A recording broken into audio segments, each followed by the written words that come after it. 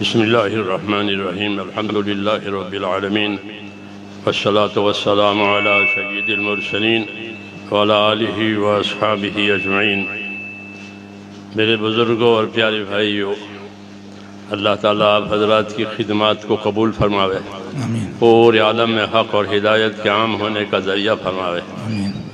اللہ کا دین یہ ہمارے پاس امانت ہے، ہمارے پاس امانت ہے، اس کی حفاظت بھی ہمارے ذمے ہے، اس کے ارشاد بھی ہمارے ذمے ہے، اور اپنی ذات سے اس پر استقامت کرنا بھی ضروری ہے۔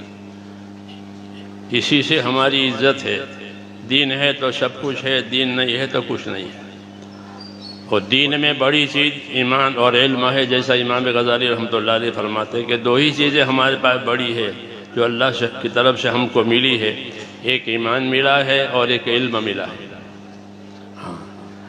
ایمان یہ تو اللہ کے تعلق کا نام ہے کہ ایمان لایا، یعنی میں نے اپنا اللہ سے تعلق پیدا کر دیا، بندگی کا اور عبدیت کا، یہ ایمان ہوا۔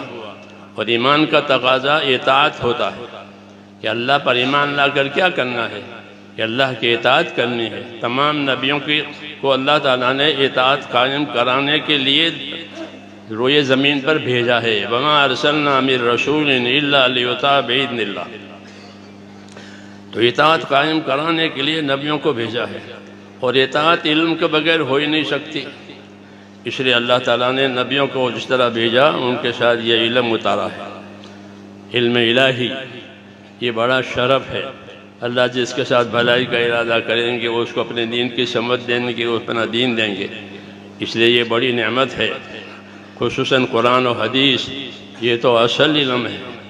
یہی حضور کے پاس تھا، اسی کی تبلیغ کی، اسی کی تعلیم دی، اسی سے تربیت ہوئی ہے، تو یہ بڑی نعمت ہے۔ جس کو یہ ملا وہ خیر کثیر اس کو مل گئی۔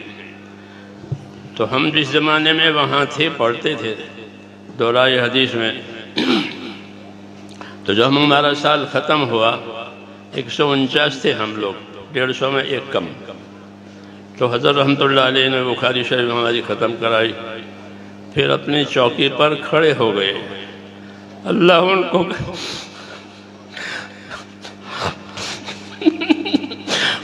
کو غنی کا رحمت کرے، آمین۔ اللہ ان کے درجات کو بلند فرمائے۔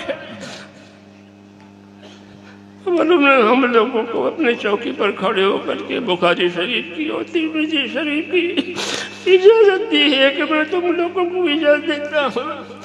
یہی ایک شرف اللہ نے ہم کو بھی دیا ہے۔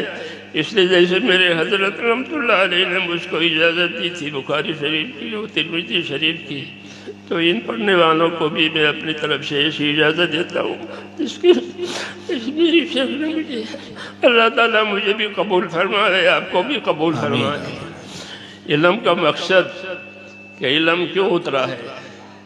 علم تو اس لیے اترا ہے تاکہ اللہ سے اپنا تعلق صحیح کیا جائے۔ عقائد میں، اعمال میں، اخلاق میں، سب چیزوں میں علم رہبری کرتا ہے۔ اس لیے صحیح علم لینا ہے، اور سب سے پہلے اپنے آپ کو اپنے علم کے تابع کرنا ہے۔ جو اپنے علم کے تابع کرے گا وہ ہے عادل، عدول۔ اور عادل اسے کہتے ہیں کہ جو اپنے آپ کو اپنے علم کے تابع کرے، اور جو اپنے علم کے تابع اپنے آپ کو نہ کرے اس کو فاسق کہتے ہیں۔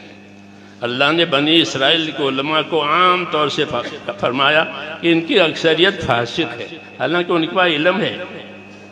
کیوں؟ کہ وہ اپنے علم کے تابع نہیں تھے، انہوں نے علم کو اپنے تابع کیا تھا، علم کو اپنے تابع کیا تھا۔ وہ تحریف بھی کرتے تھے، تاویل بھی کرتے تھے، جی ہاں۔ اس لیے ان کو کہا کہ ان کی اکثریت فاسق ہے۔ تو اپنے علم کے تابع نہ ہونے والا فاسق کہلاتا ہے، ہاں، اور اپنے علم کے تابع ہونے والا عادل کہلاتا ہے۔ صحابہ سارے کے سارے عادل ہیں کہ وہ اپنے علم و ایمان کے تابع ہیں، اور انہوں نے اپنے ایمان کو اور اپنے آپ کو ایسا تابع کیا کہ ان کو اللہ تعالیٰ کے نبی کی طرف سے سند ملی کہ اصحابی کالنجوم، کہ میرے صحابہ تو ستاروں کی طرح سے ہیں۔ ستاروں میں روشنی بھی ہے، رفتار بھی ہے۔ ستاروں میں روشنی بھی ہوتی ہے، ان کی روشنی سے لوگ فائدہ اٹھاتے ہیں، اور ان کے اندر رفتار بھی ہے کہ ان کا نور کا تعدیہ ہوتا ہے۔ اسی طرح اس علم میں بھی دونوں باتیں ہیں کہ اپنے آپ کو اپنے علم کا تابع کرے. اگر اپنے علم کے تابع عالم نہیں کرے گا تو اپنی خواہش کے تابع ہوگا. یا تو ہدا یا ہوا، ان دونوں میں سے ایک کی تابعداری آدمی کا نفس قبول کرتا ہے. اگر ہوا کے تابع ہو گیا تو پھر وہ کام سے گیا. کہ سب سے زیادہ گمراہ وہ ہے جو ہوا اور خواہشات کی تابعداری کرے. اس کے مقابلے میں ہدا ہے، صحیح ایمان، صحیح عقائد، صحیح اعمال. هو الذی ارسل رسولہ بالہدی ودین الحق، کہ اللہ نے اپنے نبی کو ہدا اور دین حق یعنی صحیح عقائد، صحیح اعمال کے ساتھ بھیجا ہے. تو ہم اس کا اتباع کریں گے، اس کی ہمیں ہدایت ہے. یہی وہ علم ہے جو نبی کریم صلی اللہ علیہ وسلم کی طرف سے ملا ہے. اور ایک تو ہمیں اپنے علم پر استقامت پیدا کرنی ہے، یہ سب سے پہلا تقاضا ہے کہ ہر عالم اپنے آپ کو اپنے علم کا تابع کرے. ہاں یہ تقاضا ہے. فاستقم کما امرت ومن تاب معک، آپ کو حکم دیا جا رہا ہے کہ اے نبی جو بات آپ پر آ رہی ہے اپنے آپ کو استقامت کے ساتھ اس پر رہیں، اور جو آپ پر ایمان لائیں وہ بھی استقامت کے ساتھ رہیں. تو ہمارے علم نے ہم کو استقامت کی دعوت دی ہے. اللہ نے کہ اپنے علم پر استقامت کے ساتھ رہو. دوسری ذمہ داری کہ علم کو اللہ نے ایک مشترک سرمایہ بنا کر کے اتارا ہے کہ اس میں سب کا حصہ ہے. جیسے بارش کے پانی میں سب کی روزی ہے. حضور صلی اللہ علیہ وسلم اپنے علم کی مثال بارش کے پانی سے دیتے تھے. مثل ما بعثنی اللہ من العلم والہدی کمثل غیث الی آخر الحدیث، کہ جو علم و ہدایت